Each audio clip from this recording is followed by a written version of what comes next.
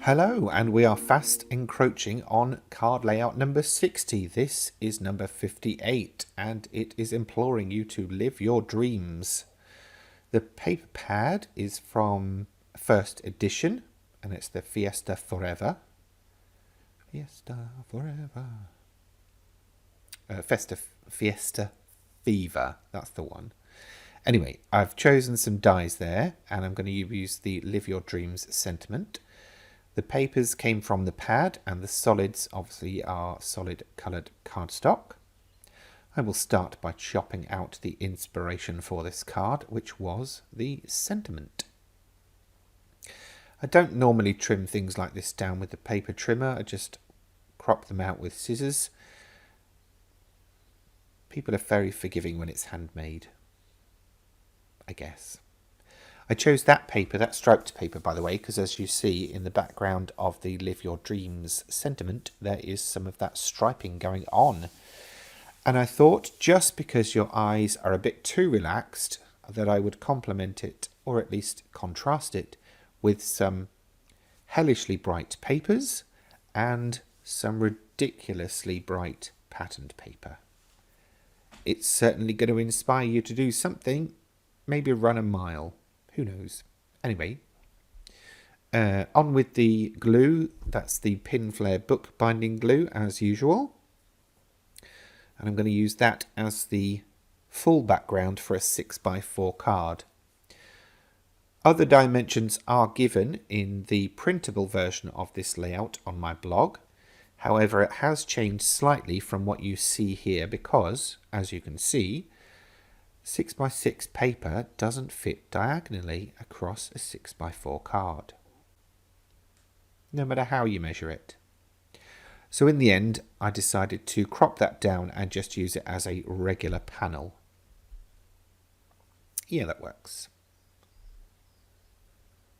And after telling you all that about the striping, by the way, when I turned this over, I decided to change my mind and go for something even more challenging on the retina. I mean, crumbs, if that popped out of an envelope at you, you'd certainly pay attention, wouldn't you? Okay, so down with the first panel. And then I will be using foam pads to raise up the sentiment.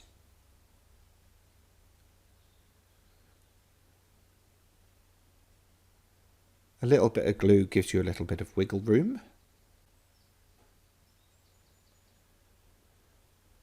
And to be honest, with the amount of patterning going on here, you don't have to worry about it being straight because nobody's going to be looking at it for long. Lots of die cutting went on, including multiple blue branches, sprigs, sprays. What do you call them?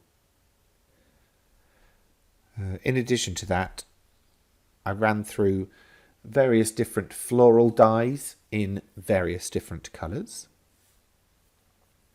And then once I'd done all that, it was time to start figuring out where everything was going to go.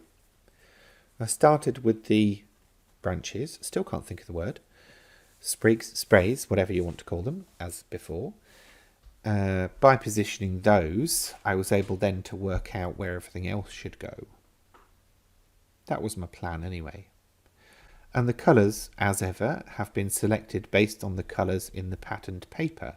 So although they are bright and gaudy, they don't add to the gaudiness or detract from it. They simply complement it.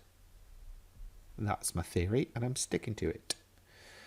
Just using the palm of my hand, my pudgy hand, to shape these flowers roughly. Just so they're not flat, basically. I'm not going for realism.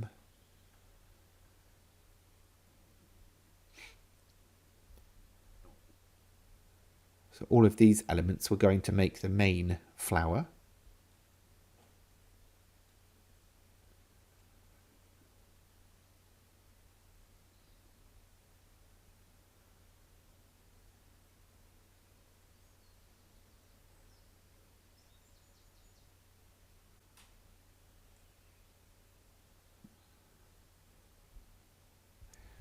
we go, that's very bright and colourful, isn't it? Now, I felt that I needed some additional flowers in various different colours to complement this. So I die cut some more bits and pieces, glued and stacked as necessary.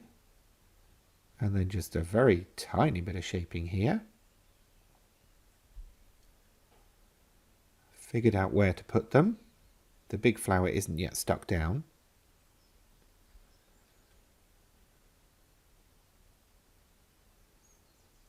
And started gluing them in place.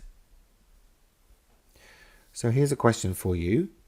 Are you brave enough to use this kind of colour range and pattern style?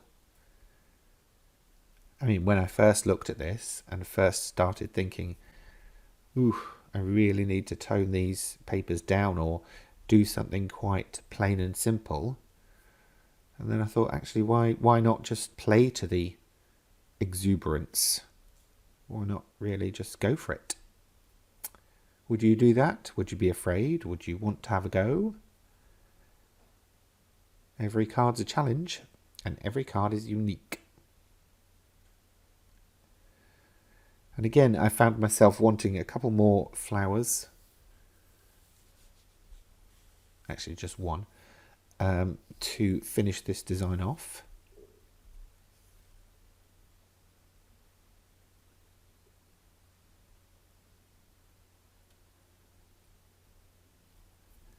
And then it's down to the gems, self-adhesive gems.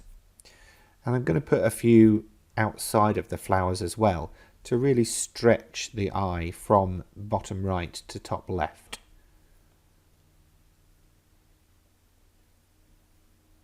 I think if I'd have left those gems off, the floral cluster would have been a bit lefty, if that makes sense. Anyway, there we go, job done. I hope you've enjoyed it and that your eyes are still functioning. Thanks for watching, and I will see you next time. That's it for this time. If you've enjoyed this video, please remember to give it a thumbs up. And if you have any questions, feel free to leave them in the comments section below. And for more from me in the future, please remember to subscribe to this channel. Thanks for watching.